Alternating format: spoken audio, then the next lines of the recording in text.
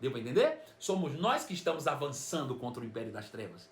Como? Através da luz. Quando a luz chega, a trevas tem que sair. Onde é que está a luz? A luz é a palavra. Quando nós levamos a palavra, nós destronamos o império das trevas. Nós acabamos com a influência do diabo. Quanto mais os crentes avançam ensinando o reino, ensinando a palavra, ensinando o evangelho, mais nós destronamos Satanás. Tiramos a influência que ele tem sobre as pessoas, estabelecemos a influência da palavra.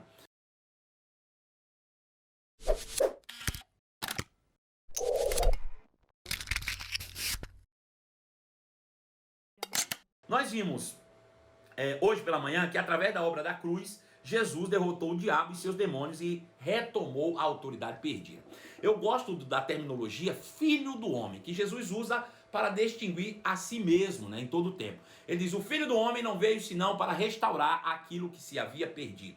Então veja, ele como homem, nós vimos isso pela manhã, lá em Filipenses capítulo 2, verso 6, que Jesus, sendo Deus, não considerou que ser igual a Deus fosse algo suficientemente importante para ele, que ele devesse se apegar. Ele abriu mão da sua deidade e se tornou semelhante aos homens. E sendo encontrado em figura humana, para ele, que era Deus, foi uma humilhação. Eu falei sobre isso de manhã, algumas pessoas depois me mandaram mensagem chorando, né? Você para imaginar. Ele não entrou de forma ilegal na terra, ele entrou de forma legal. Ele precisou entrar como um ser humano na terra. Ele foi gerado no ventre de uma mulher. Ele foi parido por uma mulher, né? Por assim dizer. Precisou de 2 mãos para pegá-lo. Ele chorou. Ele foi amamentado num seio materno. Ele foi cuidado por Maria. Agora imagina para o Criador que criou Maria ser criado, né? Ser educado, ser cuidado por parte da sua criação. Isso de fato só poderia ser por amor. Não existe outra explicação para o Criador passar por tudo isso, única e exclusivamente para se tornar legal na terra, para ser participante, né, da nossa natureza terrena. Ele teve participação em carne e sangue como os demais irmãos, para que por meio dessa participação ele pudesse vencer, né, como homem, aquele que tinha o poder da morte e do inferno, a saber, o diabo. Jesus venceu o diabo como homem, né? O filho do homem veio restaurar aquilo que se ali havia perdido. Agora veja, se Jesus veio restaurar o que se havia perdido, irmãos, eu pergunto, o que foi que Adão perdeu? Foi uma religião? Obviamente que não, né? Não foi uma religião. O que Adão perdeu foi o domínio, o governo, a filiação, a natureza de Deus. Ele perdeu realmente a regência da terra. Adão perdeu o reino. Deus havia estabelecido o reino de Deus e Adão jogou, botou tudo fora, jogou tudo a perder, né? Por causa da sua irracional atitude de desobediência ao rei, ao Deus Todo-Poderoso, Criador dos céus e da terra. E com isso, acabou colocando toda a humanidade debaixo de um problema muito sério. Mas Jesus então, que era Deus, abre mão da sua glória, se faz homem, habita no meio de nós e define a si mesmo como o Filho do Homem. O Filho do Homem veio para se restaurar. Restaurar o quê? Veio restaurar o reino de Deus. Foi isso que nós terminamos pela manhã, quando Jesus declara e diz, ei, arrependei-vos, pois é chegado o reino de Deus. A palavra arrependei-vos é a palavra metanoia, ou metamorfos, né? Metamorfos, né? Como se fala, que significa exatamente mudança de mente.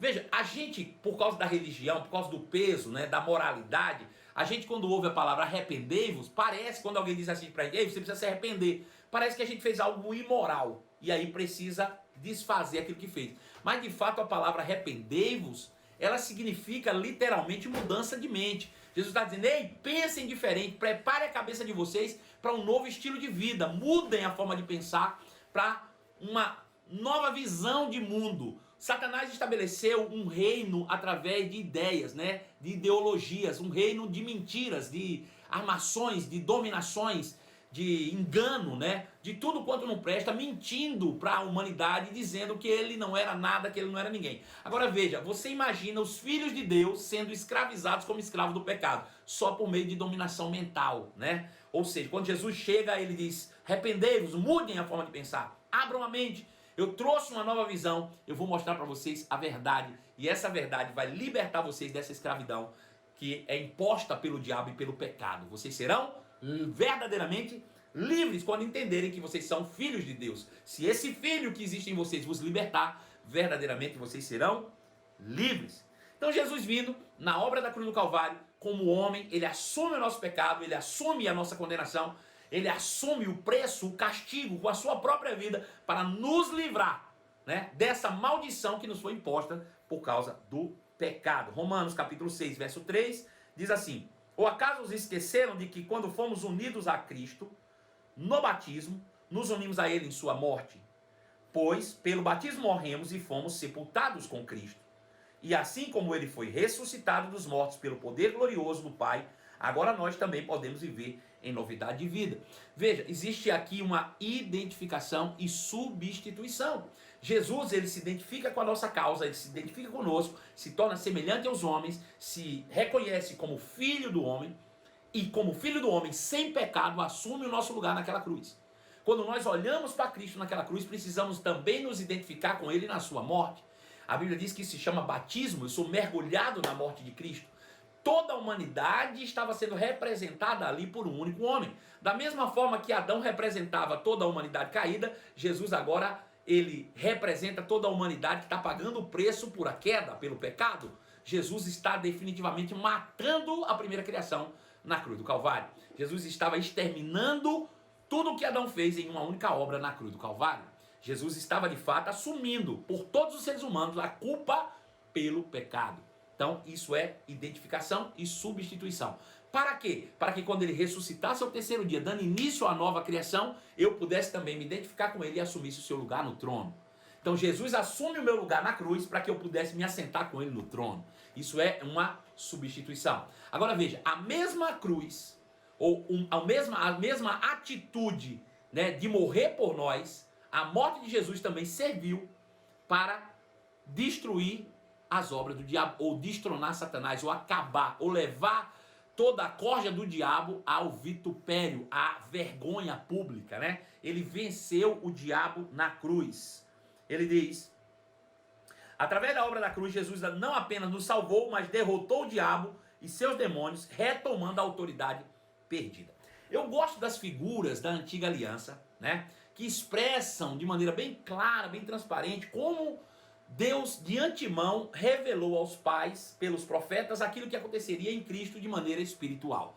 Veja, de maneira natural acontece em figuras na antiga aliança, e a gente pode compreender por meio dessas figuras, obviamente, aquilo que aconteceu espiritualmente em Cristo. Veja, a Bíblia diz que certa feita, depois de haver vivido numa terra prometida por meio da fé, o homem, por causa da sua desobediência, foi levado escravo e cativo para o Egito. Eu estou falando do povo de Israel, que são descendência de Abraão. Veja, isso é uma figura da nossa realidade no mundo. Nós éramos filhos de Deus e vivíamos no Éden pela fé, tendo lá toda a nossa subsistência. Aquilo era uma terra prometida para nós. E por causa da desobediência, nós fomos levados cativos ou escravos para o mundo, que aqui é representado pelo Egito.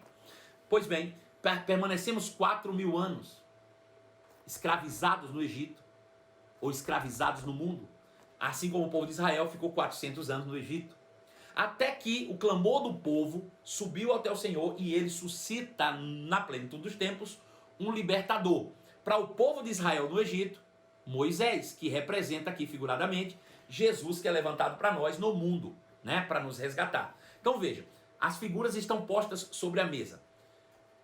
O Egito simboliza o mundo. Faraó simboliza Satanás. O povo de Israel simboliza a humanidade. E Jesus e Moisés simboliza Jesus. Então a figura está posta. Veja, Moisés aparece diante de Faraó e começa a fazer sinais, maravilhas e prodígios, assim como Jesus, na plenitude dos tempos, é apresentado ao povo de Israel diante das autoridades, e principalmente das autoridades espirituais, né, fazendo sinais, maravilhas e prodígios. Está se cumprindo aqui. A ideia de Deus era arrancar o povo do Egito e levá-los de volta para a terra prometida. A ideia de Deus é arrancar a humanidade do mundo e levar de volta para o Éden, ou para o lugar da sua presença. Para isso, Moisés faz a seguinte proposta: liberte meu povo para que 3 dias, deserto afora, possa levantar um sacrifício de um cordeiro a Deus. 3 dias, o sacrifício é levantado.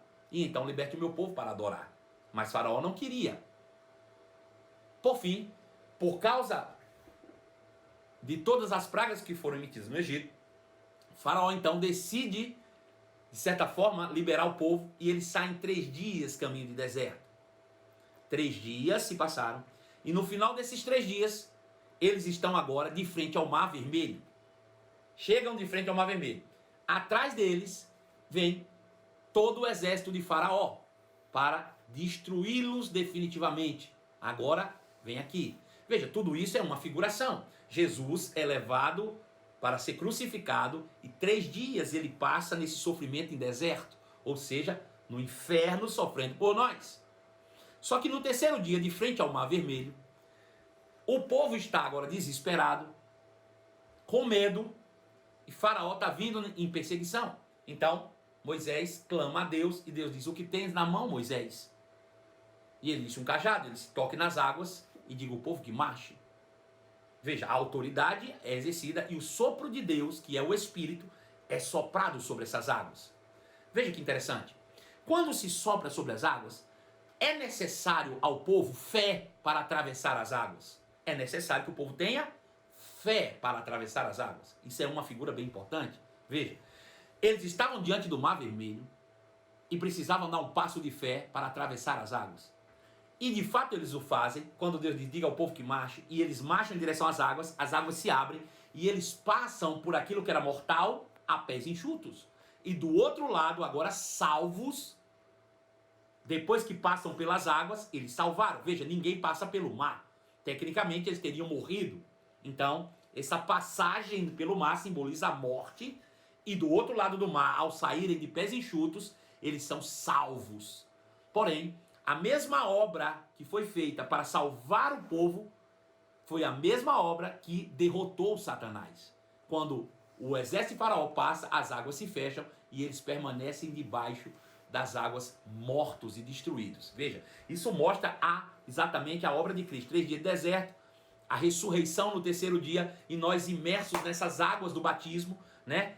Entrando nas águas e saindo salvos. As mesmas águas que batizaram, que é o sacrifício de Jesus, que é a obra de Cristo, foi a derrota do diabo, a derrota de Satanás. Então essa figura é bastante importante para nós. Veja que coisa curiosa. Quando eles chegam do outro lado do povo de Israel, a Bíblia diz que a nuvem de glória vem sobre eles. Veja, para eles entrarem nas águas dependeu de fé, mas do outro lado a nuvem de glória sobre eles foi uma ação divina. Isso agora representa o batismo no Espírito Santo. Atravessar as águas, batismo no Espírito Santo. Isso está escrito, obviamente, em Coríntios, né? Quando Paulo diz: eu não quero que vocês sejam ignorantes quanto o povo de Israel, que foram batizados em Moisés na água e na nuvem. Aquilo simbolizava de forma prefigurada, obviamente, o novo nascimento, que é a passagem pelas águas, e o batismo no Espírito Santo. É isso que nos restaura a autoridade. É isso que nos faz livre. Percebam que logo depois que eles passaram por isso, atravessaram as águas e foram acobertados naquele momento pela nuvem, eles já tiveram o seu primeiro confronto e saíram vitoriosos. Eles reassumiram a autoridade. Isso de forma natural é expresso nas páginas do Êxodo, como está aqui que eu vou ler para você, mas de forma espiritual aconteceu em Cristo Jesus por meio da igreja, que nos devolveu toda e total autoridade, né? Para que nós pudéssemos de fato viver uma vida plena e abundante em autoridade. Êxodo capítulo 14, verso 26 diz assim: então o Senhor disse a Moisés: estende a mão sobre o mar outra vez, e as águas correrão fortemente de volta para o seu lugar, e cobrirão os egípcios, seus carros de guerra e seus cavaleiros. Assim, ao amanhecer, Moisés estendeu a mão sobre o mar, e as águas voltaram fortemente em seu lugar. Quando os egípcios tentaram escapar, foram ao encontro das águas, e o Senhor os arrastou para dentro do mar. As águas voltaram e cobriram todos os carros de guerra e seus cavaleiros, todos os exércitos de Faraó. Nenhum dos egípcios que havia perseguido os israelitas até o meio do mar sobreviveu. O povo de Israel, por sua vez, atravessou pelo meio do mar em terra seca, enquanto as águas formavam uma parede para cada lado. Foi assim que o Senhor libertou Israel das mãos dos egípcios. Foi assim que o Senhor libertou o povo das mãos de Satanás, né? Pedro está deixando o negócio cair, está empolgado. Os israelitas conseguiram ver os cadáveres dos egípcios na praia, quando o povo de Israel viu o grande poder do Senhor contra os egípcios, encheu-se de temor diante deles e passou a confiar no Senhor e em seu servo Moisés. Veja, esses textos são maravilhosos porque eles expressam com precisão, né, de maneira figurativa, obviamente, aquilo que nós alcançamos em Cristo, que é a liberdade tão sonhada. Nós somos livres, irmãos. Me entristece de ver crente fazendo culto de libertação, por exemplo, querendo expulsar demônios, né, de crente expulsando demônio de crente, quando Satanás já foi derrotado na cruz do Calvário, né, quando a maldição já foi quebrada lá na cruz do Calvário. E aí fica crente querendo expulsar demônio de crente. Deixa eu te dizer uma coisa, eu não sei se você já foi nesses cultos de libertação, ou tidos como cultos de libertação. Eu já participei quando eu não conhecia a verdade da palavra, era meio ignorante a esse respeito, participei de algum deles, e na época, irmãos, eu era persuadido de que aquilo era a vontade de Deus, que aquilo era o correto, que aquilo era o certo, né? Mas depois que eu conheci a palavra da fé, que eu formei no Rema, eu voltei nesses cultos para me entender a dinâmica, e eu descobri algo interessante, que ao invés de cultos de libertação, a maioria deles são, de fato, evocação de demônios. É isso que é normalmente. Eu me lembro que nesse culto especificamente que eu fui, depois de já ter feito o Rema, eu já estava no ministério, e eu fui lá nessa mesma igreja que durante anos eu ia expulsar demônio de crente. Dessa vez eu fui para entender a dinâmica. E aí eu cheguei lá, me assentei e fiquei observando detalhe por detalhe. Bom, vamos pensar nesses cultos. Eu não sei se você já participou de algum desses cultos, mas eu vou refrescar a tua memória nisso. Veja, a gente chegou lá e aquele culto começa com algumas músicas do tipo nada a ver, né? Pisa no tapete de fogo, segura o anjo vai subir, o anjo vai descer, é uma espada. Ou seja, não fala nada com nada, né? Pelo menos nada com nada no que diz respeito ao evangelho de Cristo Jesus. E aí já começa desse jeito. Quando termina essa parte, eles vão para a palavra. Aí chamam um rapaz para pregar a palavra e nesse momento ninguém dá muita atenção não, porque o povo está ali mesmo é para ver o pau quebrar na hora de expulsar demônio. Mas o rapaz então começou a pregar e eu estava assentado na primeira fila junto com um amigo meu. E esse rapaz que foi pregar disse assim, olha, eu quero ler com vocês Josué capítulo 1. Eu disse, glória a Deus, Josué capítulo 1, ele vai falar sobre a prática da palavra, né? Não cesse de falar das palavras desse livro da lei, antes medita nela de dia e de noite, para que tenham cuidado de fazer tudo quanto nela está escrito, só então seus caminhos prosperará e tu serás bem sucedido. Pensei que ele ia falar isso. E ele disse, não, eu quero que você abra aí Josué capítulo 1, verso 1. Então o Senhor chegou para Josué e disse, Moisés, meu servo, é morto. Eu digo, sim. Ele disse, não, tá bom, fecha a Bíblia que é só aqui que eu quero falar. Ele disse, você já parou a pensar que você tem que estar preparado para que quando Deus quiser matar alguém, ele matar, como ele matou Moisés? E eu fiquei olhando assim com aquele olho desse tamanho, eu digo, não tô acreditando que esse camarada tá falando isso não. Ele disse, você já pensou, se você chega em sua casa, você tem que estar preparado para chegar em sua casa, sua mulher tá morta. Você precisa estar preparado para chegar em sua casa, seu marido tá morto. Eu digo, eu não estou acreditando que eu estou ouvindo uma miséria dessa nesse lugar não. E o povo já assombrado e com medo. Tinha uma mulher grávida, meu Deus do céu. Ele chegou para a mulher e disse, eu vejo você na porta de um hospital com um bebê na mão. A mulher começou a chorar. Ele botou a mão e disse, mas Deus está lhe dando o livramento. Eu digo, agora já é tarde. O pensamento da desgraça já entrou na mente daquela mulher. Ela agora já está desesperada, pensando. Eu digo, meu Deus, eu preciso sair desse lugar. Por fim, graças a Deus, aquele tormento daquela palavra acabou. E quando acabou, a pessoa que era responsável pelo culto disse assim, agora chegou a hora da oração forte. Agora chegou a hora. Eu chamo os obreiros para ficar em volta da igreja. E os obreiros começaram a rodear ao povo da igreja. E naquela hora as pessoas se concentram, porque eles foram exatamente para essa hora, né? Eles foram, bom, se eu tiver com problema, minha falta de emprego, meu problema no casamento, meu problema de saúde, se isso tudo for demônio, hoje esse demônio vai me mostrar quem ele é. Se ele está em mim, ele vai ter que dar as caras. E ele já vai pressuposto a receber o maledito. Ele vai com a mente preparada para ser o cavalo do capeta. Ele já vai pensando, hoje é comigo, ninguém me escapa. Eu tenho certeza que hoje eu pego pelo menos um. Não é possível. Tem mulher que sai daqui com 15 demônios, não é possível que eu não vou pegar nenhum hoje. O cara tá lá pensando nisso, tá lá com o olho fechado. Aí o dirigente diz assim, olha, agora chegou a hora da oração forte. O negócio é o seguinte. Primeira coisa que eles vão fazer é o seguinte, nesse momento, ninguém ora. Não ore. Não fale do nome de Jesus. Você só vai pensar nos seus problemas nesse momento. Só quem ora sou eu. Agora veja que situação, porque a Bíblia diz que a gente tem que orar em todo o tempo. E a criatura manda não orar e pensar no problema. A Bíblia diz, não ande ansioso ou preocupado com coisa alguma antes, deixe conhecido diante de Deus as vossas petições em oração, súplica e ação de graça. Aí lá no culto, lá que se diz de libertação, diz, não ore e pense na desgraça. Veja que está indo na contramão do que a palavra de Deus diz. Aí o cara fica lá pensando, ai, meu problema, meu problema, meu problema. E o cara começa a orar assim, eu repreendo agora toda obra feita pelo maligno. Eu repreendo agora toda obra feita em cemitério. Eu repreendo agora toda obra feita em cachoeira. Eu repreendo agora todo boneco de voodoo. Eu repreendo agora todo espírito maligno. Espírito de Zé Pilintra, espírito de Zé Pilantra. Porque tem o pilintra e tem o pilantra também, né? Espírito de Maria Padilha, espírito de... Ninguém se manifestou. E eu disse, rapaz, esse negócio tá estranho. Aí, de repente, a mulher, quando viu que ninguém ia se manifestar, começou a dizer assim, eu sei que você tá aí, Maria Padilha. Eu sei que você tá aí, não adianta se esconder. E eu fico imaginando aquelas 200 pessoas ouvindo isso, pensando, será que é em mim que ele tá? Meu Deus, onde é que ele tá escondido? Cadê? Será que é em mim? Deve ser em mim, só pode ser em mim. Dessa vez é comigo, não é possível. E ela dizendo, eu sei que você tá aí, Maria Padilha, eu sei. E o povo assim, eu digo, o povo deve estar pensando ali, rapaz, dessa vez é comigo, um demônio não me escapa, hoje eu pego. E a pessoa tá lá, eu sei que você tá aí, Maria Padilha. Rapaz, de repente, eu tava lá quietinho, com os braços cruzados. Uma menina, pequenininha, tava assim, ó. A mulher chegou, botou o dedo no peito dela e disse, eu sei que você tá aqui, Maria Padilha, se manifeste agora. Rapaz, quando disse isso, essa menina pequena, meu irmão, ela começou a fazer assim, ó. E umas 15 obreiras botaram a mão na cabeça dela e ela botou as 15 para cima e o panavoeiro quebrou. E eu fiquei pensando, rapaz, eles estão invocando Maria Padilha.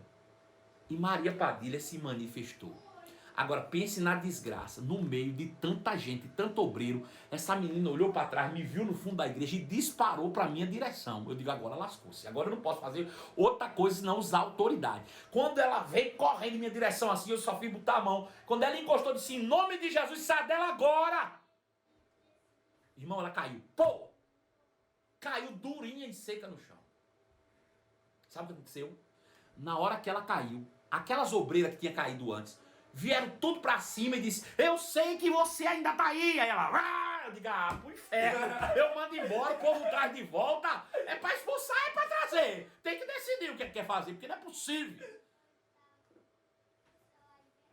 É desse jeito e o povo chama de culto de libertação. Isso é culto de libertação não, criatura.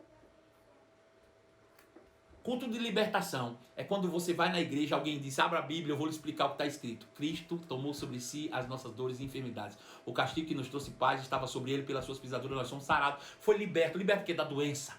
Louvado seja o nome de Jesus. Ou alguém abre a Bíblia e diz, leia aí comigo. Nós conhecemos a graça do nosso Senhor Jesus Cristo, que sendo rico se fez pobre por amor de nós, para que por meio da sua pobreza nós nos tornássemos ricos. Foi liberto. Liberto de quê? Da miséria. Ou então, aquele que não conheceu o pecado, Deus o fez pecados por nós, para que nele fôssemos feitos justiça de Deus. Foi liberto. Liberto de quê? Da condenação, do peso, da religiosidade, do pecado. Isso é que é libertação. Conhecereis a verdade e a verdade vos libertará. Ponto final. É conhecendo a verdade que você é livre. É conhecendo a verdade que você é livre. É conhecendo a verdade e praticando a verdade que você é livre. Não faz sentido o crente ficar expulsando demônio de crente. Agora, o demônio pode influenciar um crente? Pode. E tem influenciado muito. Quer saber? Tem influenciado você se você não está praticando a palavra. Influência do diabo. Porque foi assim com Eva. Eva só não praticou o que Deus falou porque o diabo tentou. Se você não está praticando a palavra em alguma área, então o diabo está te tentando, criatura. E você está se deixando levar pela influência do cão do inferno. Né? Então, é isso que é. Colossenses capítulo 1, verso 13 diz assim, ele nos resgatou do poder das trevas e nos trouxe para o reino do Filho do seu amor. Saímos debaixo da influência do mal, passamos a viver debaixo da influência da palavra. Isso é o reino de Deus. Nós somos agora cheios da palavra de Deus. Aleluia. Colossenses capítulo 2, versículo 14. Ele cancelou o escrito de acusação contra nós, removendo-o e pregando-o na cruz. Desse modo, desarmou os governantes e autoridades espirituais e os envergonhou publicamente ao vê-los na cruz. Jesus não apenas nos libertou, mas humilhou o diabo por meio do seu sacrifício. Aleluia. Apocalipse capítulo 1, verso 17 diz assim: quando o vi, caí aos seus pés como morto. Ele, porém, colocou a mão direita sobre mim e disse: não tenha medo, eu sou o primeiro e o último. Sou aquele que vive, estive morto, mas agora vivo para todo sempre. E tenho as chaves da morte e do mundo dos mortos, ou do inferno. Então Jesus, falando para João, quando João teve a visão na ilha de Patmos, ele disse: não tenha medo, sou eu, João, o Cordeiro. Então um pouco diferente, né? Mas sou eu. Estive morto sim, mas agora vivo. E tomei as chaves, João. Tomei as chaves da morte e do inferno para vocês. Toda a autoridade me foi dada nos céus e na terra. Agora, vão, exerçam tal autoridade. Começando de vocês, alcance o mundo. Fazendo discípulos de todas as línguas, tribos e nações. E ensinando-os. Não é libertando-os com a mão. Não. Ensinando-os a guardar todos os mandamentos que eu vos ensinei. Essa é a orientação única e exclusiva de Cristo Jesus. Única e exclusiva de Cristo Jesus. Então, ainda que Jesus, porém, ainda que Jesus tenha destronado Satanás, somos nós, agora, dotados dessa autoridade, que devemos tomar de volta o governo da terra, até que ele venha de volta, Jesus, e estabeleça definitivamente o reino, Até lá nós precisamos ir tirando, ganhando terreno, estabelecendo o reino de Deus e destronando Satanás, Tem uma coisa interessante que a gente sempre pensa de forma distorcida. Eu acho que a impressão que a gente tem, os crentes, a maioria dos crentes, é que nós estamos numa Disneylândia espiritual e Satanás está sempre querendo pular o muro sem ingresso, A gente imagina que aqui na Terra é um grande paraíso, Onde a gente tem que só se divertir, vamos reinar em vida, vamos se divertir, vamos isso, vamos aquilo, oh glória, e a gente acha que a gente está num parque de diversões espirituais e Satanás é que está querendo entrar pelo muro no nosso parquinho sem pagar ingresso. Mas deixa eu te dizer, o mundo jaz do maligno, ou o mundo está debaixo do controle do maligno. Se tem alguém invadindo aqui, não é ele, somos nós. Deu para entender? Somos nós que estamos avançando contra o império das trevas. Como? Através da luz. Quando a luz chega, a trevas tem que sair. Onde é que está a luz? A luz é a palavra. Quando nós levamos a palavra, nós destronamos o império das trevas. Nós acabamos com a influência do diabo. Quanto mais os crentes avançam ensinando o reino, ensinando a palavra, ensinando o evangelho, mais nós destronamos Satanás. Tiramos a influência que ele tem sobre as pessoas, estabelecemos a influência da palavra. Somos nós. Quando Jesus disse assim, olha, eu edificarei a minha igreja, lá em Mateus capítulo 16, a partir do verso 7, 8, quando ele está falando com Pedro, ele diz, eu edificarei a minha igreja e as portas do inferno não prevalecerão contra ela. Eu sei que essas portas do inferno não prevalecerão contra ela, podem ter um vasto significado. Entre elas, a porta da morte, A palavra ali, as portas do inferno, infernos ali é Hades, pode ser morte, reino dos mortos, bom, enfim. Mas eu gosto de pensar da seguinte maneira, que Jesus disse que as portas do inferno não vão prevalecer contra a igreja. Antes de conhecer a revelação da palavra da fé, eu ficava imaginando esse texto da seguinte maneira. Eu sofrendo, o diabo tentando me destruir, Ou seja, a porta do inferno está sobre a minha cara, assim, a porta do inferno, a porta do inferno, a porta do inferno, e a porta do inferno sai. E eu digo, não vai prevalecer contra mim. A porta do inferno não vai prevalecer contra a igreja. Mas depois eu fiquei pensando em algo. Quantas vezes você já viu uma reportagem dizendo assim, tá? Preste atenção. Você ligou o jornal, tem uma reportagem. Então, nessa quarta-feira, no bairro Caiçara, em Belo Horizonte, uma porta atacou violentamente o ladrão, destruindo-o completamente. Alguém já viu alguma notícia desse tipo?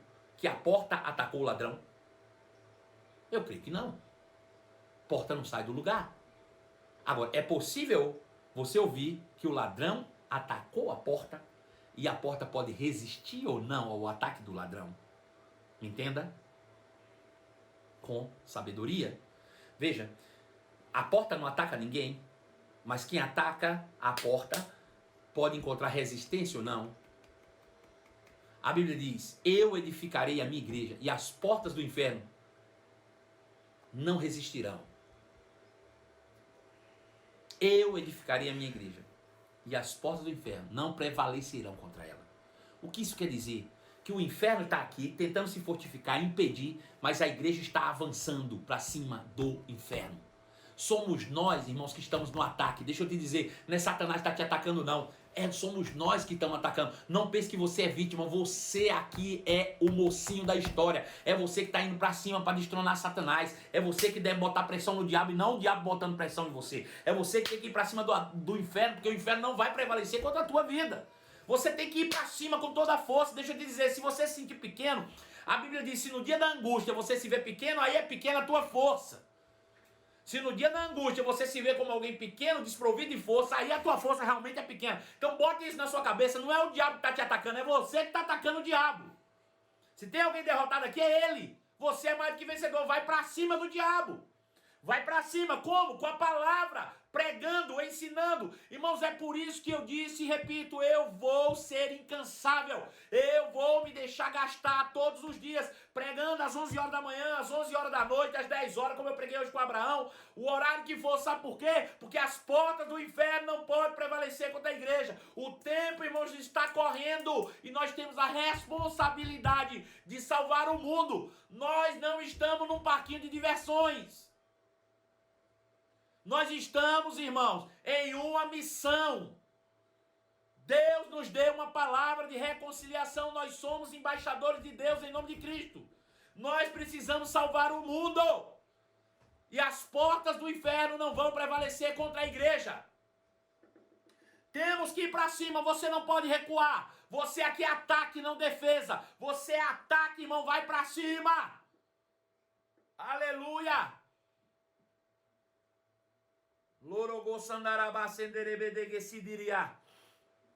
As portas do inferno não vão prevalecer contra a igreja. Mateus 16, 16 a 18. É isso aí, a referência. Todo aquele que crê em Jesus está livre do domínio de Satanás. Fez de Jesus seu Senhor. Todos aqueles que creem em Jesus saíram debaixo do domínio de Satanás e fez de Jesus seu Senhor. Se tem um Senhor, é porque tem um reino. Se tem um rei, é porque tem um reino. Agora veja, se você aceitou o rei, precisa aceitar seu reino. Não tem como você aceitar o rei sem viver o reino. Não tem como você aceitar o rei sem aceitar o reino. Não dá para você dizer que é servo de Jesus e ter um caso com o diabo. Precisa aceitar o reino. O reino. Precisa aceitar o reino. Aleluia. Então Jesus venceu e por isso recebeu como homem de volta toda a autoridade que foi perdida em Adão. Adão como homem perdeu a autoridade, Jesus venceu e tomou de volta como homem a autoridade para a humanidade. Aleluia, louvado seja o nome de Jesus. Mateus capítulo de número 28, 18 expressa isso. Ele diz, Jesus se aproximou deles e disse, toda a autoridade me foi dada no céu e na terra, portanto vão, façam discípulos de todas as nações, batizando-os em nome do Pai, do Filho e do Espírito Santo. Ensine esse povo, ou esses novos discípulos, a obedecerem todas as ordens que eu lhes dei. E lembre-se, eu estou com vocês até o fim dos tempos. Promessa de Jesus para nós. Isso que é. Filipenses capítulo 2, verso 9, diz, por isso Deus o elevou ao lugar de maior honra e lhe deu o nome que está acima de todo nome, para que ao nome de Jesus todo joelho se dobre nos céus, na terra e debaixo da terra, e toda língua declare que Jesus Cristo é o Senhor, para a glória de Deus Pai. Veja, ele abriu mão da sua glória. Preste atenção nisso. Não considerou que ser igual a Deus fosse algo que ele devia apegar, que fosse importante demais, que ele não tivesse coragem de abrir mão. Por amor, se torna semelhante aos homens, e sendo encontrado em figura humana, foi obediente até a morte e morte de cruz. E a Bíblia diz, e por isso Deus o exaltou. Ele deu um nome que está acima de todo nome, para que ao nome de Jesus se dobre todo joelho no céu, na terra e debaixo da terra, e toda língua confesse que Jesus é o Senhor, para a glória de Deus Pai. Aí talvez você veja esse final e diga, mas ele mereceu estar lá, porque sofreu tanto, né? Ele, depois que tudo que passou, ele realmente mereceu conquistar esse lugar. Deixa eu te dizer uma coisa, ele já estava lá. Ele não passou por tudo isso para chegar lá, ele já estava lá, ele largou isso, passou por tudo isso e voltou para lá. Peraí, se ele já estava lá, por que ele passou por tudo isso? Para fazer você chegar lá com ele. Porque estar lá sozinho para ele não era interessante. Não tinha alegria para ele. Em troca da alegria que ele estava proposta, suportou a cruz. Não tinha alegria para Deus estar sozinho, senão com a sua família. Ele largou mão da sua glória, se tornou homem, enfrentou o que ele enfrentou para poder te levar com ele na ressurreição e fazê-lo assentar com ele nos lugares celestiais. Assentar-se com Cristo nos lugares celestiais é a maior posição de autoridade que um ser humano pode alcançar. Sabe quem recebeu isso? Eu recebi, você recebeu, e todos aqueles que creram em Jesus como Senhor receberam a dádiva de se assentarem com Cristo no lugar de autoridade, à direita de Deus, nos lugares celestiais. Essa é a nossa posição de autoridade.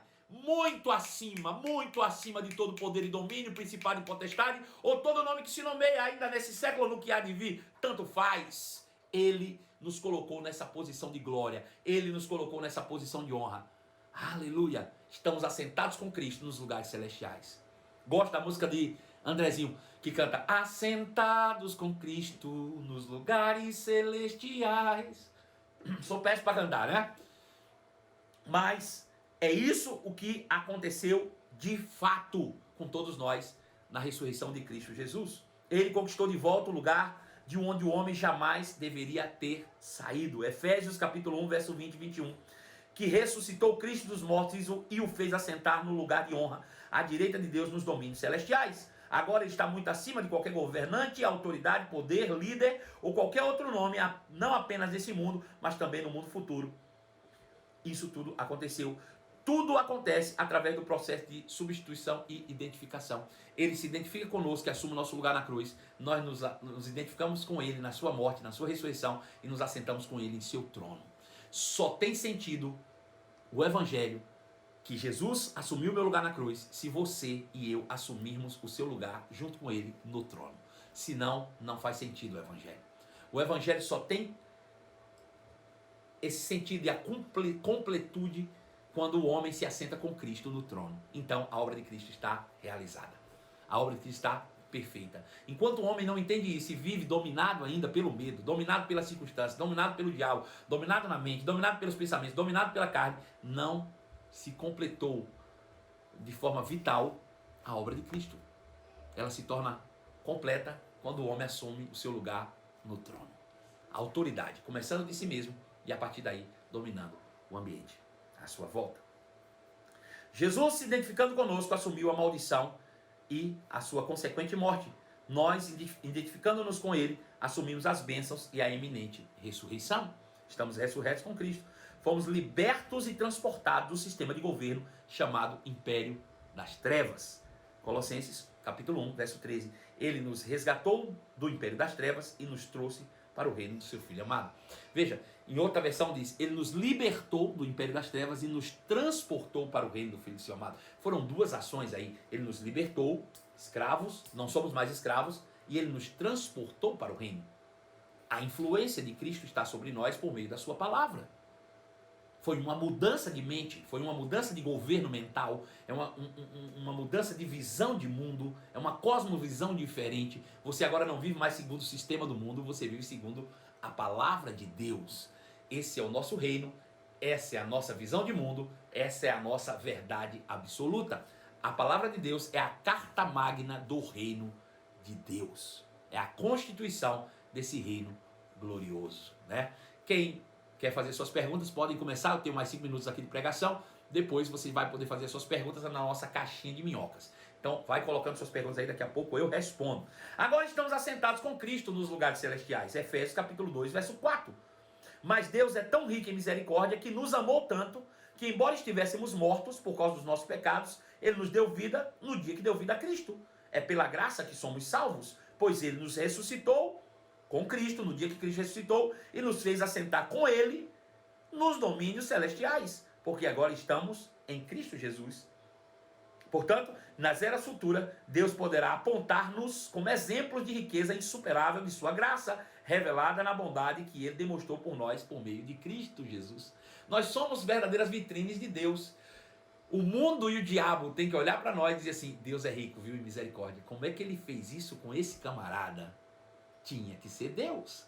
Nós agora podemos manifestar aquilo que é o resultado da obra de Cristo na cruz, quando assumimos a nossa posição de autoridade, assentados com Cristo nos lugares celestiais, ou seja, muito acima. Efésios capítulo 1, verso 20. Agora ele está muito acima de todo poder e principado. Veja, a gente costuma dizer assim, se você quiser falar com o diabo, coloca um bilhete nos seus pés. Eu espero que você já tenha ouvido falar essa frase, provavelmente, né? Sim ou não? Quem pode me dizer se já ou não? Eu também amo vocês demais, vocês são maravilhosos, eu amo muito vocês sabem disso, né? Veja, quem já ouviu isso? Se você quiser falar com o diabo, mande um recado num bilhete e cole na planta dos seus pés. Quem já viu isso aí? Sim, Drica disse que já viu também, né? Anderson viu, quem viu mais? Eu nunca ouvi, eu já ouvi. Pessoal, você quer falar com o diabo? Anota um bilhete e bota na sola do teu pé que ele vai conseguir, porque você está com os pés sobre ele, né? As pessoas dizem isso. Mas deixa eu te dizer, infelizmente, ele não vai poder receber esse recado. Por quê? Porque ele não vai conseguir ler, porque ele não está debaixo dos seus pés, está muito abaixo dos seus pés. Veja o texto. Ele diz: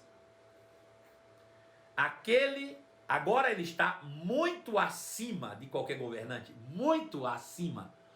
Então, se ele está muito acima, é que qualquer um dos principados está muito abaixo. Muito abaixo. Não é logo abaixo, é muito abaixo. Satanás é simplesmente um diabo. Ele é nada. Está sendo reduzido a nada. Ele está muito abaixo de você. Você hoje, está muito acima, sentado com Cristo, em lugares celestiais. Então, você está muito acima. Ele, então, nos constituiu de volta no reino. Ele nos deu o reino, restabeleceu o reino e nos fez reis e sacerdotes desse reino. Veja, lá em Apocalipse capítulo 1, verso 5, diz assim: e de Jesus Cristo, ele é a testemunha fiel destas coisas, o primeiro a ressuscitar dos mortos e o governante de todos os reis da terra. Jesus é meu governante de todos os reis da terra. Para quem são os reis? Somos nós. Nós somos reis agora, reis de um reino. E Jesus é o governante dos reis da terra. Toda a glória seja dada àquele que nos ama, que nos libertou dos pecados por meio do seu sangue. Ele fez de nós um reino de sacerdotes para Deus, seu Pai. A ele seja a glória e o poder para todo sempre. Amém. Ele nos fez reis e sacerdotes. Ele nos fez reis e sacerdotes do reino de Deus. Ele nos deu um reino, nos fez reis e sacerdotes. Agora nós estamos de volta em casa. Estamos restaurados de novo, né? Graças a Deus.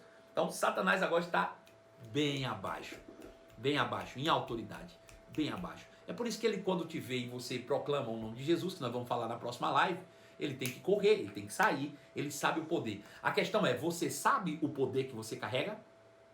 Você sabe a autoridade que você tem? Isso vem por meio de raciocínio lógico, pensamento, meditação. Você sabe o poder que você carrega no nome de Jesus? Você sabe o local de autoridade que você está assentado? É isso que faz toda a diferença, né? Porque Satanás sabe se você sabe ou se você não sabe, né? A sua posição de autoridade, a sua forma de agir, a sua forma de falar, a sua forma de expressar demonstra para Satanás se você sabe ou se você não sabe qual é o seu poder de autoridade, qual é a sua posição de autoridade.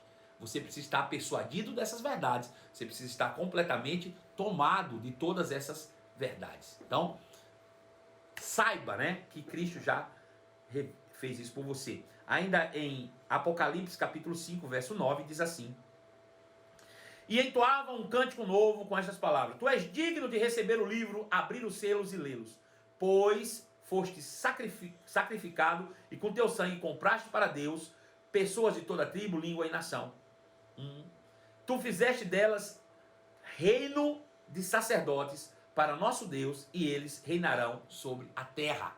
Ele nos fez um reino de sacerdotes para que reinássemos sobre a terra. Satanás agora está muito abaixo dos nossos pés.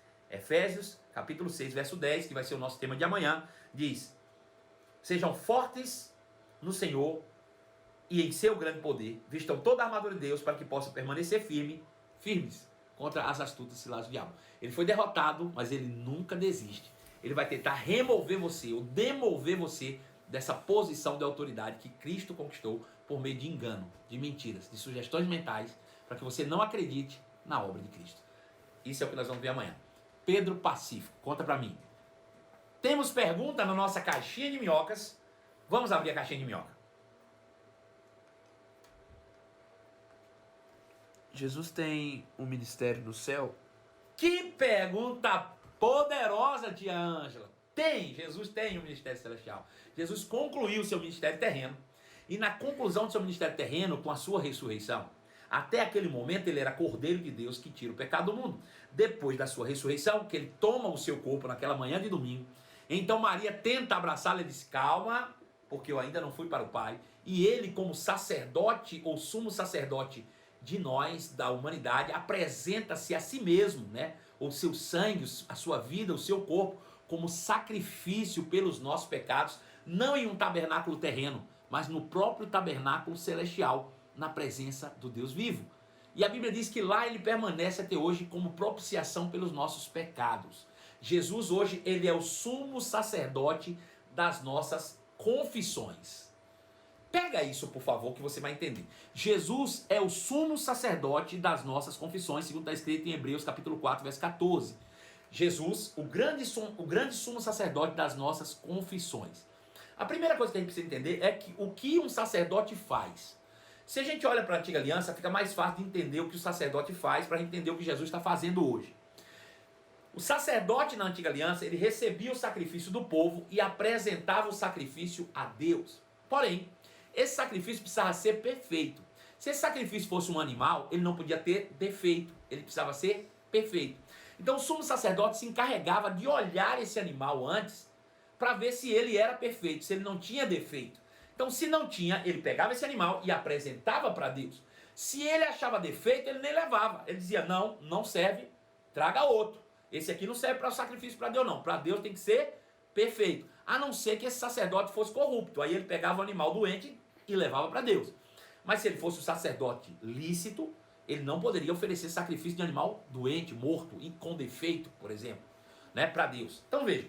Qual é o trabalho do sacerdote? Receber o sacrifício, fazer análise se ele é perfeito e entregar a Deus. Veja, Jesus hoje, ele é o sumo sacerdote da humanidade que tem ele como Senhor da sua vida, ou seja, a igreja. Ele é o sumo sacerdote. Qual é o trabalho dele? Receber o nosso sacrifício e entregar a Deus. Mas entre receber, ele precisa ver se esse sacrifício é perfeito.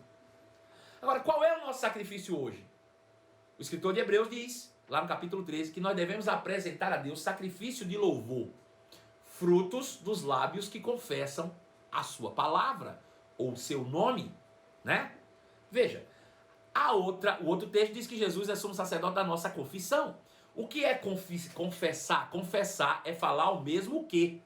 Confessar a Deus é confessar a palavra de Deus, sacrifício de louvor, frutos de lábio que confessam, que falam mesmo que Deus fala. Então o sacrifício que devemos fazer é confessar a palavra de Deus. Quando eu confesso aquilo que Deus confessa, é como Deus falando. Esse é o único sacrifício que eu tenho que exercer agora. Então veja, se eu estou doente, por exemplo, e eu chego para Jesus e digo, Senhor Jesus, a tua palavra diz, a palavra de Deus diz, que por meio das suas pisaduras eu fui sarado, que o castigo que nos trouxe paz estava sobre você, e pelas tuas pisaduras eu fui sarado. Deus disse isso, Jesus, e eu confesso a verdade de Deus com a minha boca em sacrifício.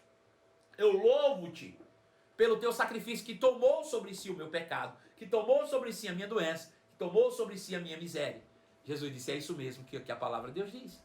Foi isso que papai disse. E ele pega esse sacrifício e diz, pai, está aqui.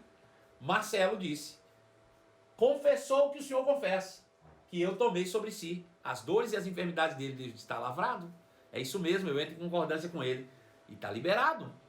Pronto, eu recebi o resultado do meu sacrifício. Agora, se chega alguém e diz, Jesus, eu sei que é a vontade de Deus que eu esteja doente. Eu sei que Deus trouxe isso para me provar. Eu sei que Deus trouxe essa doença para eu melhorar um pouco. Mas dá um jeito aí, porque eu não estou dando conta, não.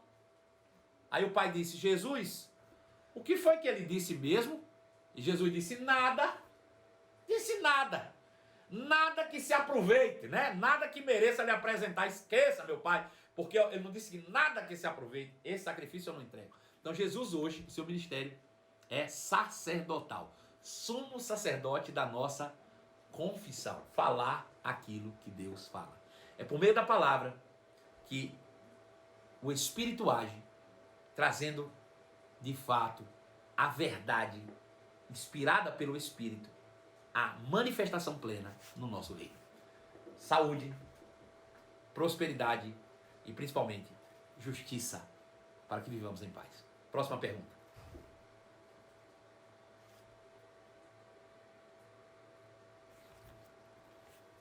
As pessoas da libertação não aceitam essa palavra. Devo deixar para lá,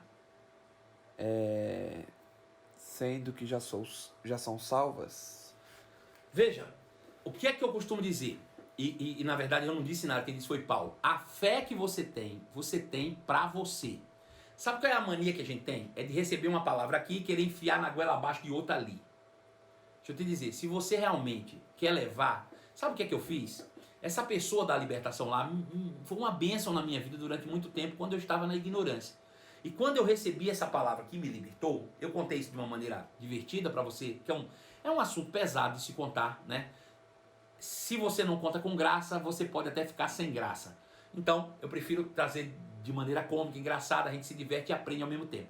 Mas quando eu voltei nesse lugar, de fato, eu voltei com propostas. Eu cheguei para essa pessoa que era responsável e disse, olha, eu vim aqui, hoje eu estou no Rema, minha vida foi transformada e eu quero te abençoar com o Rema completamente, para que você vá e possa estudar e fazer.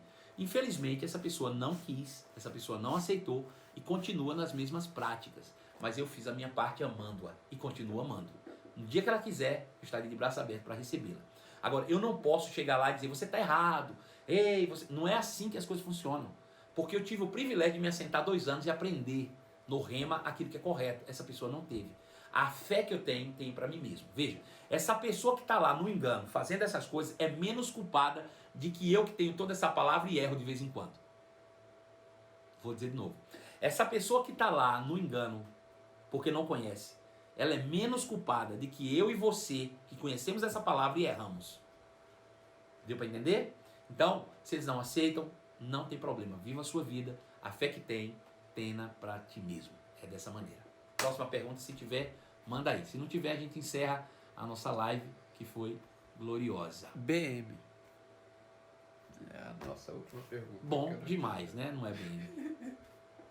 Então, gente, maravilhoso. Amanhã nós vamos entrar em Efésios capítulo 6, verso 10, que são os textos que as pessoas usam para querer criar a doutrina da batalha espiritual.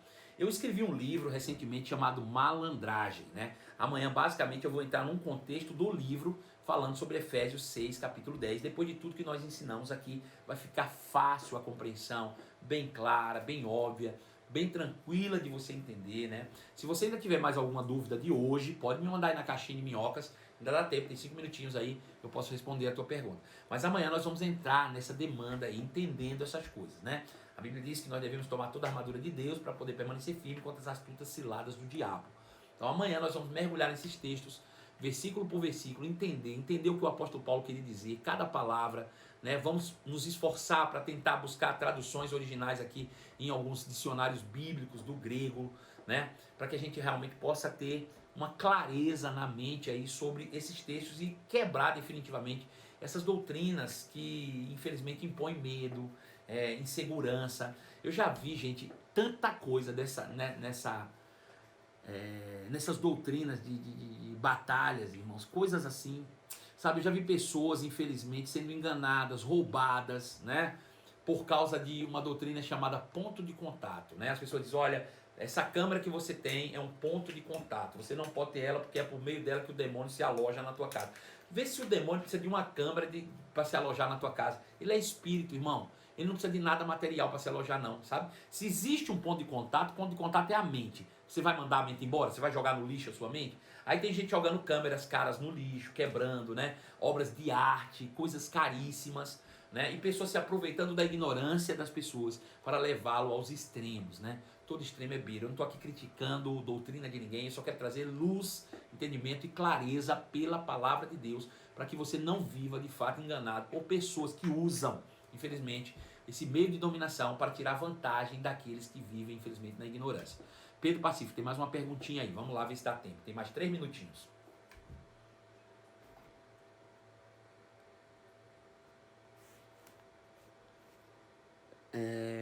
Onde encontramos o livro Malandragem? O Malandragem você encontra no Verbo Shop, né? Verbo Shop Minas Gerais, MG. Procura lá, Rafael Luque. Se você não achar o Verbo Shop, procura Rafael Luque, L-U-C-H-I, Luque. Rafael Luque, entre em contato com ele e diz, eu quero o livro Malandragem. E ele vai mandar enviar na tua casa, tudo bonitinho, vai ser uma bênção para a tua vida. O livro está disponível no Verbo Shop Minas Gerais, tá bom? Próxima pergunta, tem uma aí, tem outra aí, eu acho. Essa do Candical. Não é não, né? Já tem, né? Foi a primeira. Foi a primeira que nós lemos. Então, agora definitivamente, realmente terminamos, né?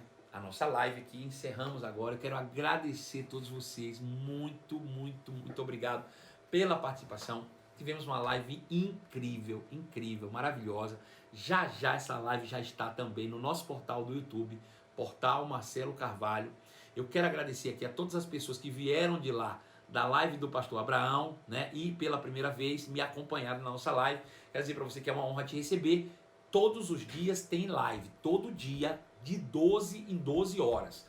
11 horas da manhã e 23 horas. Você tem um encontro marcado comigo. Eu costumo dizer que é como remédio.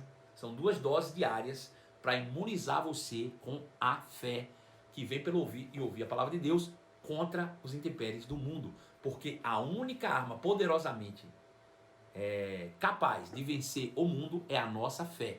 Essa é a vitória que vence o mundo, a nossa fé. Então, ouvindo a palavra e ouvindo, obviamente você vai se encher da fé e por meio dessa fé você vai vencer tudo aquilo que o mundo te apresenta, tá bom?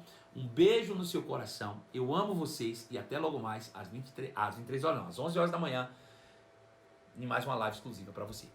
Beijo no coração, até lá.